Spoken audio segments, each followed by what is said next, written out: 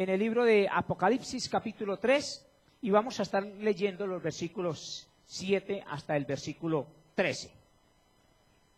Apocalipsis 3, 7 al 13.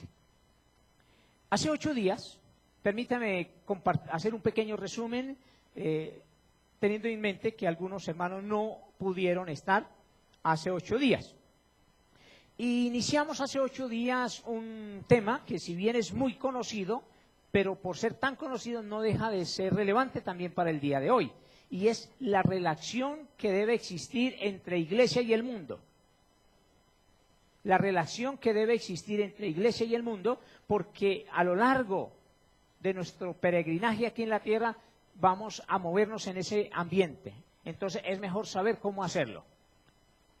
Aún más, recordarlo. Hay veces que ya lo sabemos, no necesitamos aprender cosas nuevas, pero sí refrescarlas y que Dios sea guiándonos. Cuando nosotros hablamos acerca de la relación entre la iglesia y el mundo, es una relación muy bonita cuando es la iglesia que entra al mundo para impactarlo. Recordamos que nosotros éramos del mundo y el Señor Jesús dice, cuando hablando al Padre con sus discípulos, dice, no te pido que los quites del mundo, sino que los guardes del mal. Ya no somos del mundo, pero tenemos que vivir en medio de esta sociedad que no conoce del Señor.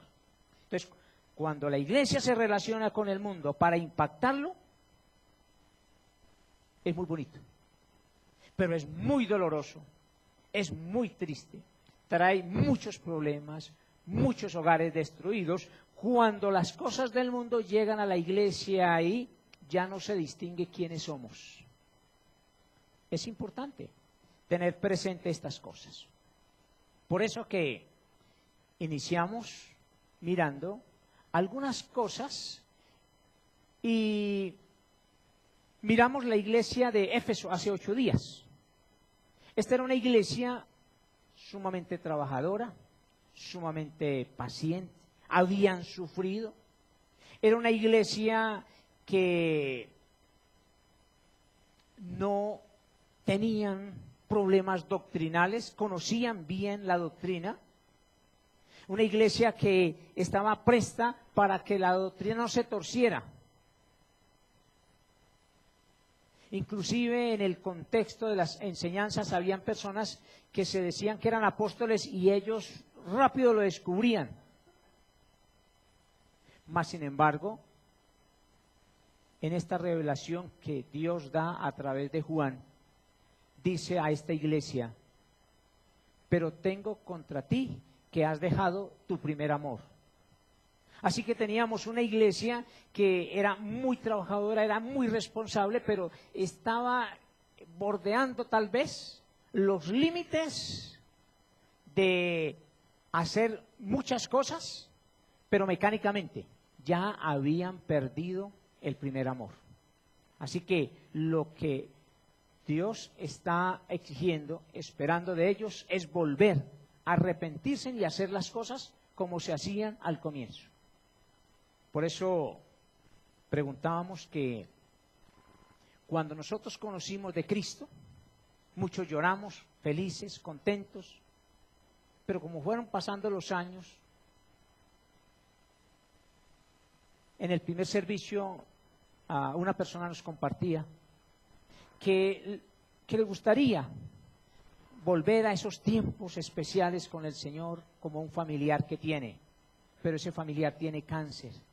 Y estábamos compartiendo que en momentos de crisis, de dificultad y necesidad, son a lo mejor los mejores tiempos para con el Señor. Pero que cuando todas las cosas van muy bien, como que uno se va desentendiendo. Y a lo mejor estos hermanos, a pesar de que pasaron por diversas pruebas, dificultades, ellos fueron poco a poco perdiendo ese primer amor. Y el apóstol Pablo, hablando en el libro de los Hechos, a esta congregación, Pablo fue el fundador de la iglesia de Éfeso, y él le recomienda 3 cosas. La primera era que ellos deberían velar por ellos mismos. Ten cuidado de ti mismo. Así que el que esté firme, mire que no caiga. Necesitamos estar muy pendientes. Nosotros fácilmente cuidamos de los demás, pero olvidamos de cuidarnos nosotros mismos. La segunda cosa es que deberían estar velando por las otras personas. Lo que yo hago los afecta a ustedes y lo que ustedes hacen de alguna u otra manera me afecta porque somos parte del mismo cuerpo. Mire nuestra hermana, se mejoró los riñones, pero le falló el corazón y todo el cuerpo sufrió. Ahora, y en tercer lugar, es decir, apacentar la grey. Pablo le dice a Timoteo, porque Pablo sabía ya al final que no iba a regresar, por eso llama a los ancianos, a Mileto, y les dice a Timoteo que cuidara de la grey, y a Timoteo también en su carta le dice, Timoteo, ten cuidado de ti mismo y de la doctrina. Y eso es importante. Hoy vamos a mirar la iglesia de Filadelfia. Cada mensaje a cada iglesia es preciso, es particular. Y en cada uno de ellos tiene una particularidad. Yo conozco tus obras. Y yo estoy plenamente seguro que el Señor las conoce. Déjeme hacer una acotación antes de la lectura. Hay varias razones, pero en esta salida de las mujeres, y que aquí sí ya lo podemos decir sin ninguna dificultad, es que estábamos mirando cómo el esposo o el hijo o un familiar escribiera una carta, que anoche la leyeron. Era lo último que iban a hacer antes de acostarse y esperamos que lo que escribieron haya sido alegre, para que se acuesten alegre y no triste. Sea el momento para el divorcio. No, ese no era la carta que queríamos mandar. Entonces, escribí, me pidieron el favor porque espero que al regreso no hayan dificultades. Algunos, a pesar de que les dijimos que hicieran la carta, no la hicieron. Entonces, no queríamos que unas personas tuvieran la carta y otras no. Entonces escribí 8 cartas. Entonces le dije a mi esposa que cuáles eran las personas que no les había llegado carta para escribirle la carta. Y cuando yo la estaba escribiendo, yo tenía que pensar en esa persona. No era escribir una y sacarle fotocopia, algo impersonal. Porque Dios me ha dado el privilegio de poder compartir con todas y conocer parte. Y como son cartas que son privadas, eso no era para leer públicamente, entonces yo podía pensar en esa persona y escribir la carta teniendo en cuenta el conocimiento que yo tenía de esa persona.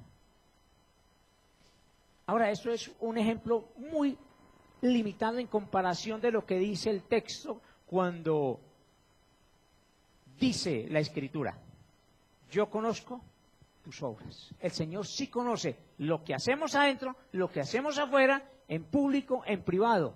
Él lo conoce. Por favor, les invito entonces, ahora sí, teniendo en mente estas cosas, vamos a leer a Apocalipsis 3, del 7 al 13, dice: escribe al ángel de la iglesia en Filadelfia. Dice el santo, el verdadero, el que tiene la llave de David, el que abre y ninguno cierra, y cierra y ninguno abre. 8. Yo conozco tus obras. He aquí, he puesto delante de ti una puerta abierta, la cual nadie puede cerrar. Porque aunque tienes poca fuerza, has guardado mi palabra y no has negado mi nombre. He aquí, yo entrego de la sinagoga de Satanás a los que se dicen ser judíos y no lo son, sino que mienten. He aquí, yo haré que vengan y se postren a tus pies y reconozcan que yo te he amado. Versículo 10, es clave.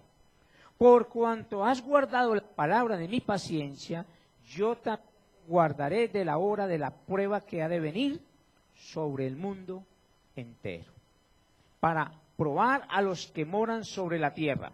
He aquí, yo vengo pronto. Retén lo que tienes para que ninguno tome tu corona. Al que venciere yo le haré columna en el templo de mi Dios, y nunca más saldré de allí, y escribiré sobre él el nombre de mi Dios y el nombre de la ciudad de mi Dios, la nueva Jerusalén, la cual desciende del cielo mi Dios, mi nombre nuevo. El que tiene oído, oiga lo que el Espíritu dice a las iglesias. Muy bien. Históricamente, estas iglesias están ubicadas en el continente asiático. Se le conoce popularmente como la carta a las iglesias del Asia Menor. Si usted revisa en su casa un poco más de detenimiento, ahí en el mapa donde aparecen esas iglesias, todas están ubicadas en una región no tan distante.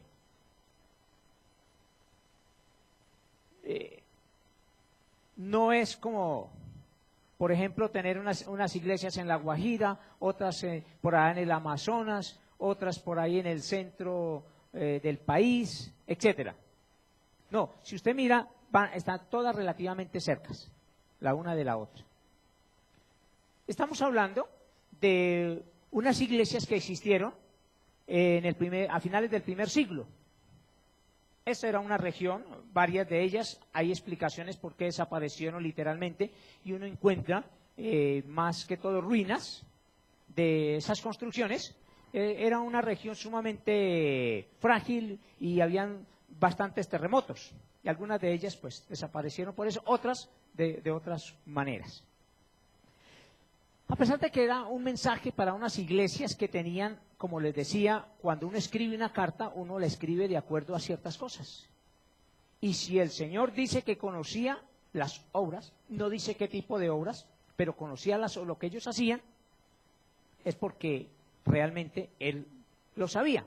Y Él escribe esa carta de acuerdo a las necesidades. Ahora, ya no tenemos esas iglesias hoy.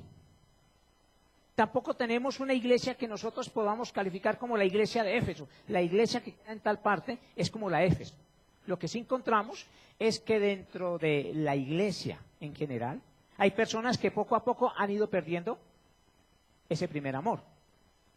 Por eso todos recibimos la misma enseñanza, pero no es igual para todos de acuerdo a la necesidad. Porque como Dios conoce cuál es tu necesidad, cuál es mi necesidad, y la palabra llega para guiarnos, ayudarnos. Es por eso que en el estudio de estas iglesias vamos a encontrar cómo Dios, sabiendo tus obras, lo que haces, lo que no haces, cómo vives, Él va a hablar a tu corazón. Si es del primer amor, o si es lo que le pasa a la iglesia de Pérgamo, etcétera, etcétera. Muy bien. En esta iglesia de Filadelfia, a diferencia de las otras, hay una característica importante, y es que se presenta quien está inspirando esta revelación, es el Señor.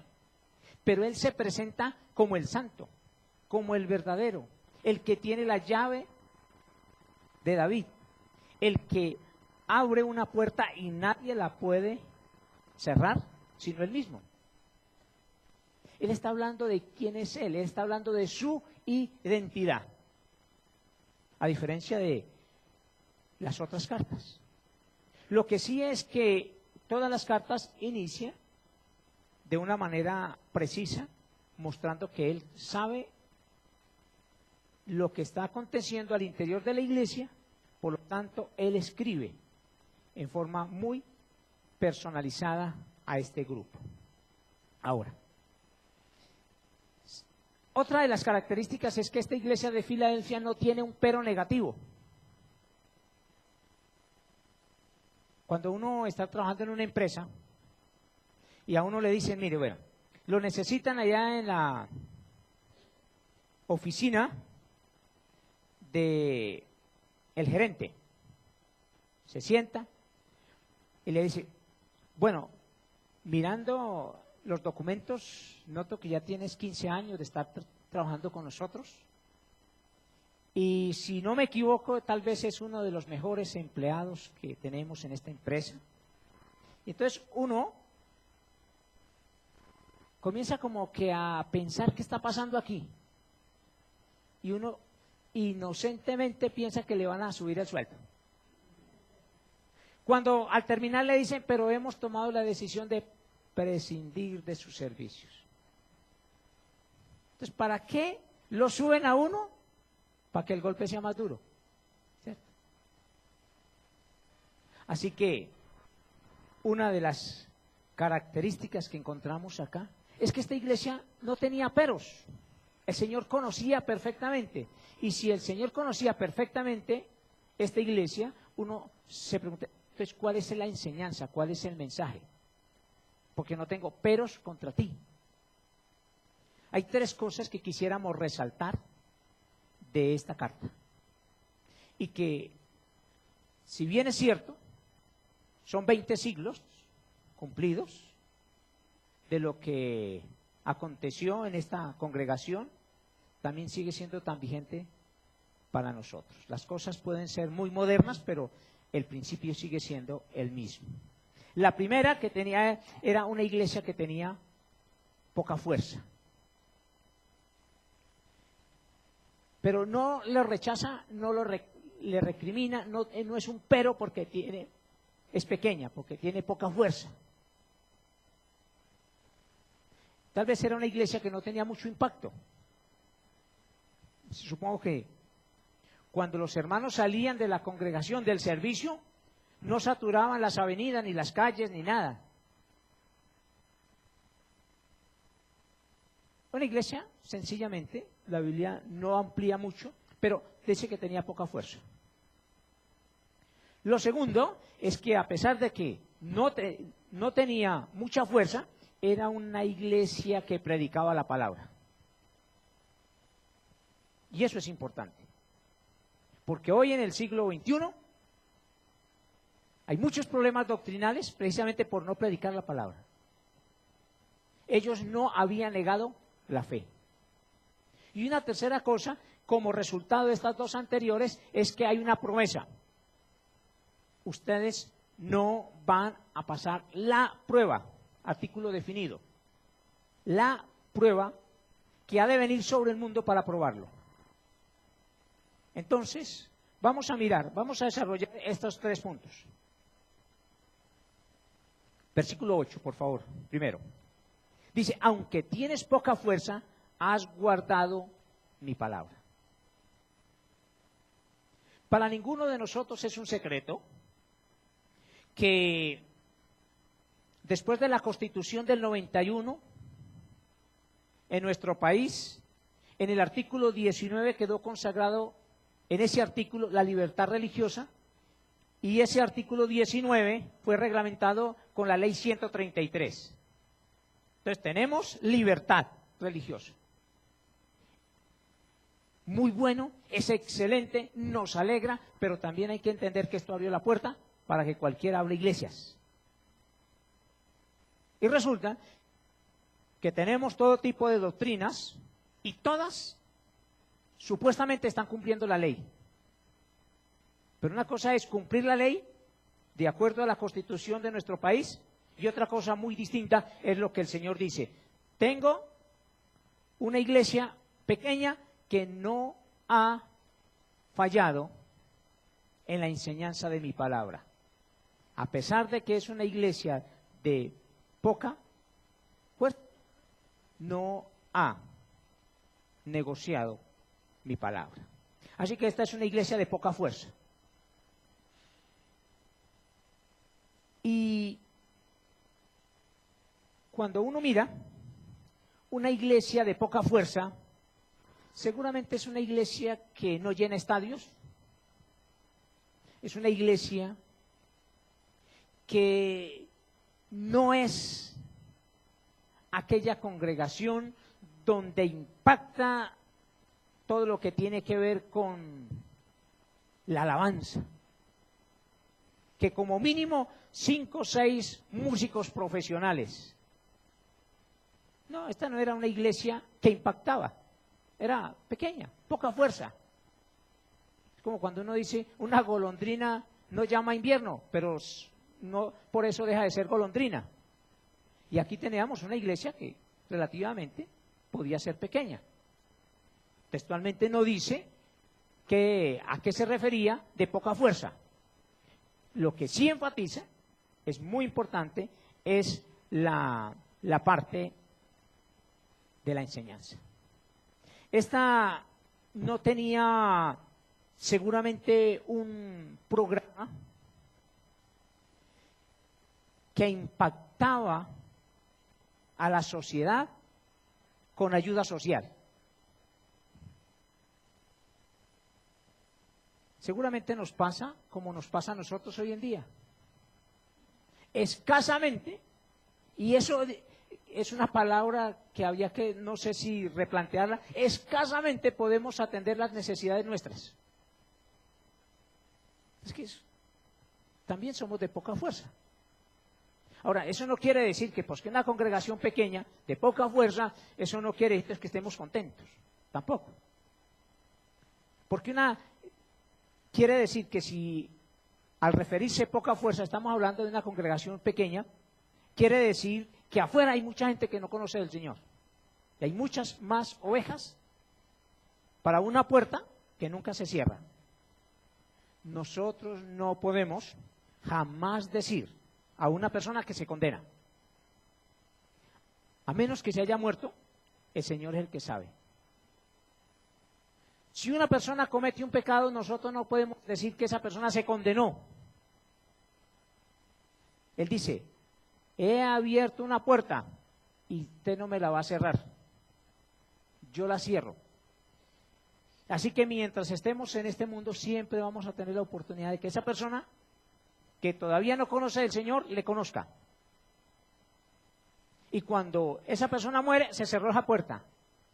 Por eso estamos plenamente seguros que el que ya murió, el que partió de este mundo, por más bautismo que hagamos por los muertos o pedamos por los muertos, ya no podemos hacer nada. Entonces, aprovechar ahora. Cuando hablamos de una iglesia de poca fuerza, estaba pensando en tantas congregaciones pequeñas, que por ser pequeñas no significa que estamos bien, pero por ser pequeñas, qué bonito es poder tener claro que es mucho más fácil enseñar la sana doctrina. Y de eso es lo que el Señor está hablando. No, a pesar de que tienen poca fuerza, ustedes están enseñando la palabra. Y toda la Escritura, por eso recordamos lo que Pablo escribe. Toda la Escritura es inspirada por Dios y útil para enseñar, redarguir, corregir. Importancia. El salmista instruye al niño en su camino. Lámpara es a mis pies tu palabra. Importante. Pues no sé si va a llegar un día en que no tengamos que traer la Biblia a la iglesia, porque ya proyectamos el pasaje, la gente lo lee. Me hizo recordar como cuando las canciones que traíamos el himnario. Ahora ya no traemos el himnario porque todo se proyecta. Entonces la gente lo lee. Pero en la casa es muy importante que nosotros estemos escudriñando las Escrituras. Hay una palabra muy popular y que tiene relación con una expresión: uno no debe comer entero. Eso es muy importante. Dios nos ha dado el privilegio de tener la Escritura en nuestro propio idioma y en muchas versiones. Así que, en primer lugar, estos hermanos tenían poca fuerza, pero habían guardado la palabra del Señor. Y eso es un llamado de atención, es una observación para que nosotros no la perdamos de vista, si nosotros también estamos guardando la palabra del Señor. Es simplemente escuchar a una persona hablar doctrinalmente para saber si ya entendió el mensaje de la buena noticia de salvación, del disfrutar la nueva vida en Cristo. En segundo lugar, que Juan escribe en esta revelación que Dios le dio, que era una iglesia de poca fuerza, dice, no habían negado a Cristo, no habían negociado la fe, no lo habían negado. Y quiero ilustrarlo mostrando alguna imaginación mía. Yo no puedo imaginar que estos hermanos, ellos no habían negado al Señor. No han negado mi nombre, dice. Yo no me puedo imaginar a estos hermanos cuando se encontraban con, entre comillas, uno de los grandes. No hay grandes, todos somos iguales, pero digamos, uno de los grandes. Se encontraban con un médico, con un abogado, con un ingeniero y no sé con quién más, con el gerente, con el dueño del aviso. Y le preguntaban, oiga, cuénteme, ¿tú eres cristiano? ¿Tú eres evangélico? Yo no me imagino diciendo, no, bueno, lo que pasa es que mi esposa sí es cristiana, yo no. Y le dicen al muchacho, ¿usted es cristiano? Bueno, yo acompaño a mis padres porque si no los acompaño, ¿qué problema tengo? No, entonces yo los acompaño. Yo no me imagino a estos hermanos diciendo eso. Y tengo una historia triste, seguramente no conocen. Yo vengo aquí a Bogotá en el año 78. Termino mi bachillerato, vengo en el 78 a estudiar. Como no tenía amigos, no tenía conocidos, no tenía familia aquí en esta ciudad, es complicado. Por eso entiendo a mucha gente cuando viene a esta ciudad en esas condiciones. Y conseguí trabajo en una carpintería.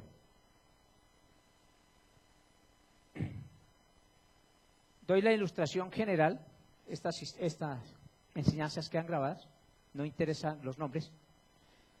Y trabajando en esa empresa, era tapicero. Entonces, uno de los clientes del almacén, esa fábrica tenía almacenes, y uno de los clientes de ese almacén, un día me contactó para que le hiciera un trabajo en la casa. Pero él me citó a las oficinas ahí en Palo Quemado. Y me dio la dirección. Recuerda que yo casi no conocía la ciudad. Hoy sí sé dónde quedan las oficinas, sé dónde queda Palo Quemado, dónde quedan esos juzgados. Y yo fui a esa oficina, a las 6 de la tarde me citó y allá estuve a esa hora. Y como a mí no me dijeron para qué era, pues que yo iba a hacer un trabajo y no me dijeron para qué. Y como yo no conocía, yo no sabía dónde era el trabajo, yo pensé que era por allá mismo, yo fui en ropa de trabajo. Mentiras que cuando yo llegué, estaban allá en esas oficinas, tenían una mesa y había mucha gente, estaban tomando, tenían comida, y como estaban borrachos, pues ya, así estuviera yo en ropa de trabajo, me invitaron a que me sentara y tanta insistencia y poca resistencia, ahí me quedé. Él quería que yo le hiciera un trabajo, le hice un trabajo en la casa de él, pero él vivía con una secretaria, entonces él quería hacer un trabajo a la secretaria, que vivía con él también, pero la única condición era que yo no le dijera nada a la señora, no era conocido con ninguno de esa familia, pues seguramente no iba a tener ese problema, pero él quería asegurarse de que yo nunca abriera la boca. Y en ese contexto, ya estaban borrachos, y me pedían que tomara y que tomara y que tomara. Y como mi mamá era cristiana y yo la acompañaba, recuerdo que tomé tres copas de aguardiente.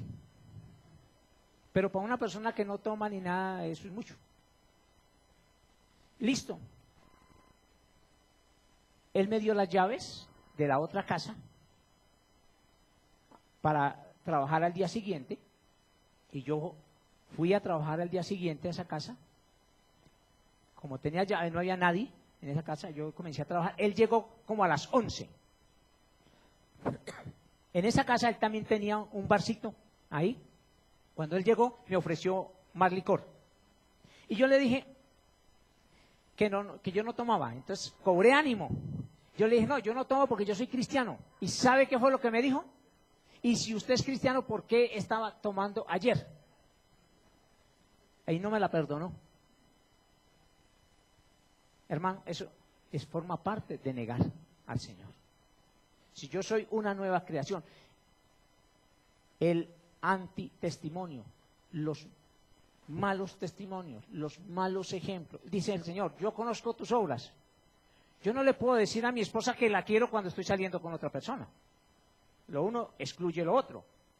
Lo que yo digo tiene que concordar con lo que yo hago. Estos hermanos no habían negociado la fe, no habían negado al Señor.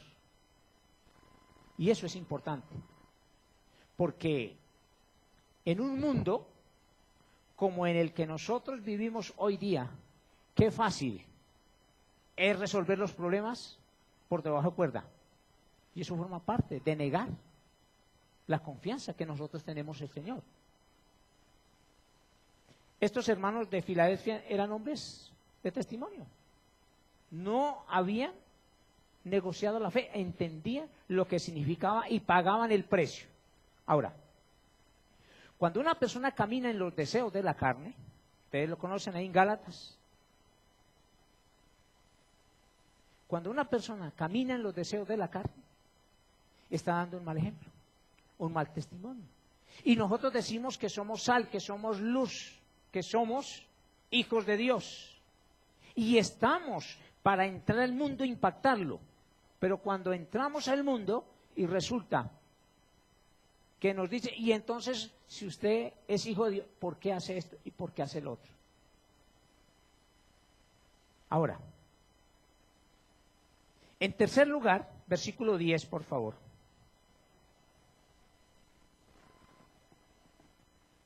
Dice, por cuanto has guardado la palabra de mi paciencia, yo también te guardaré de la hora de la prueba que ha de venir sobre el mundo entero para probar a los que moran sobre la tierra.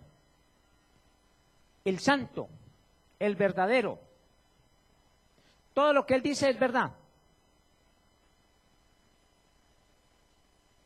Y él dice que conoce nuestras obras. 2, él dice que nosotros no vamos a sufrir la prueba que ha de venir. Quisiera enfatizar un poco en términos de lo que es la gramática. Una cosa es el artículo definido y otro es el artículo indefinido. Porque lo que sí estoy seguro es que hemos pasado por muchas circunstancias difíciles. Una prueba. Estudios anteriores hablamos acá de pruebas que son pruebas de fe. Hay otras que nosotros las buscamos por nuestras malas acciones y pasamos momentos amargos. Pero una prueba es muy distinta al artículo definido, y yo lo escribo con mayúscula, la prueba que ha de venir sobre el mundo entero. Él dice, ustedes no van a sufrir esa prueba.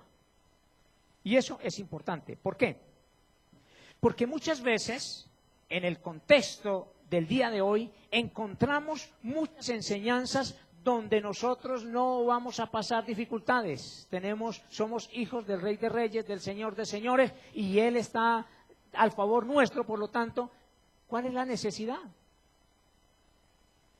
No dice eso. Dice, yo sé que ustedes han sufrido. Aún más, en este mundo vamos a tener aflicción.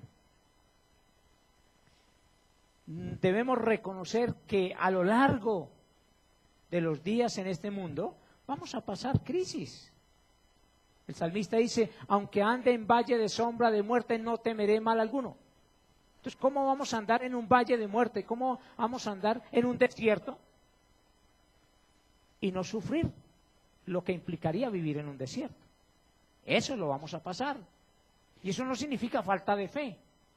Pero lo que sí me alegra es que ni usted ni yo vamos a pasar esa prueba. Estos hermanos de la iglesia de Filadelfia no la pasaron. Ellos todos murieron.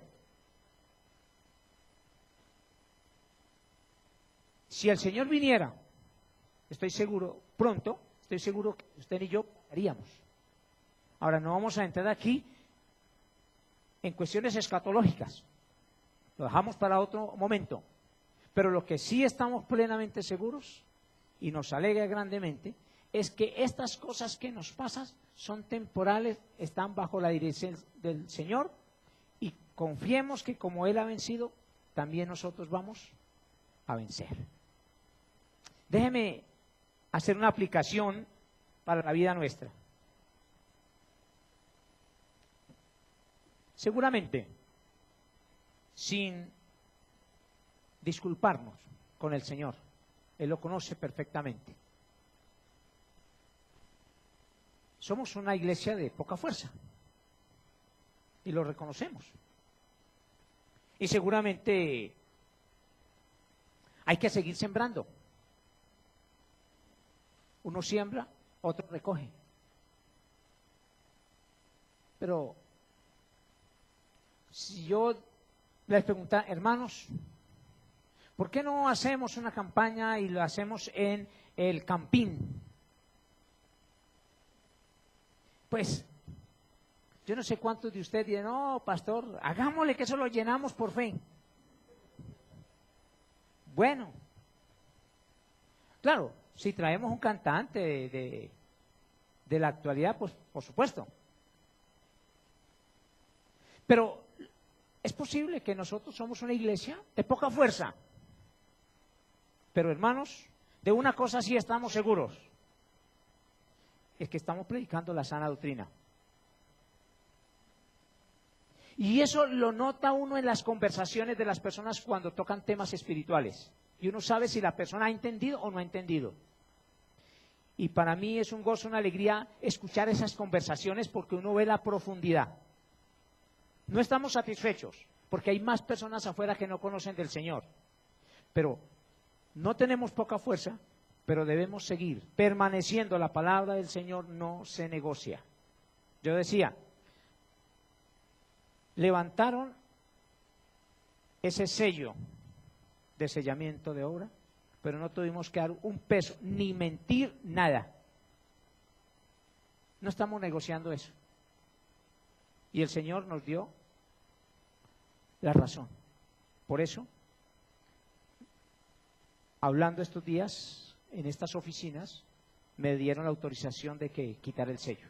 Por eso pudimos abrir. Yo les explicaba, es que estamos entrando por una puerta muy pequeña y tenemos un problema de una salida de emergencia. Si rompo ese sello, ustedes me van a cobrar una multa nomás por eso.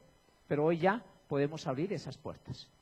Somos una iglesia de poca fuerza, pero estoy plenamente seguro, y lo digo de corazón, que estamos compartiendo la sana doctrina. En segundo lugar, que no estamos negociando la fe. No tenemos que mentir. Somos creyentes, somos hijos de Dios. Si se nos cierran puertas por eso, es fantástico, no hay problema. Pero que sea más bien, yo soy cristiano, mi esposa me acompaña, pero no, mi esposa es cristiana y yo la acompaño. No nos dé vergüenza estar dentro de los grandes para hablar del Señor. ¿Por qué? Si somos antes, ellos deberían de darle vergüenza, porque no somos hijos de Dios. Ellos no. Ellos necesitan conocerlo. Y en tercero, me alegra grandemente que ni usted ni yo vamos a estar ese momento difícil. Estaremos disfrutando con el Señor. Vamos a orar. Padre, hoy, cuando recordamos el mensaje a la iglesia de Filadelfia, Señor, hay algunas cosas que nos identifican. No por eso estamos satisfechos, porque la tarea es predicar a tiempo y fuera de tiempo. Pero Señor, encontramos personas que no te han conocido. Ellos necesitan conocerte. Qué fácil es, en un momento de debilidad, presentar un antitestimonio. Y qué complejo es volver a convencer. Es por eso, amado Dios, que quisiéramos pedirte, como dice tu palabra, no nos dejes caer en la tentación. Líbranos, guárdanos del maligno, porque nosotros no ignoramos sus maquinaciones. El que esté firme, mire que no caiga. Señor, la iglesia de Éfeso había dejado el primer amor. Por estar afuera, compartiendo, enseñando, trabajando, haciendo muchas cosas, descuidaron lo principal, ellos mismos. Por edificar la vida espiritual de otros, descuidaron la de ellos. Esa relación, Padre. Tú conoces la obra de cada uno de nosotros. Y gracias, amado Dios, porque lo sabemos. Y muchas cosas seguramente no te toman por sorpresa. Pero, Padre, gracias por habernos perdonado. Gracias, Dios, por habernos limpiado. Pero también, Señor, ayúdanos para seguir siendo instrumentos en las manos tuyas y que otros puedan ver en nosotros, como ocurrió en el día del Pentecostés. ¿Y quiénes son estos? ¿Acaso no son galileos? Entonces, ¿de dónde tienen esto tanta sabiduría? Pues de lo alto. Señor, gracias por esta gran familia de la confraternidad, de la cual tú nos has permitido ser miembros de ella. No tenemos mucha fuerza, pero ayúdanos, Señor, a mantener la palabra tuya, a no negociar la fe, a no negarte. Y gracias por las bendiciones que tú tienes para cada uno de nosotros. Te lo agradecemos en el nombre de nuestro Señor Jesús. Amén.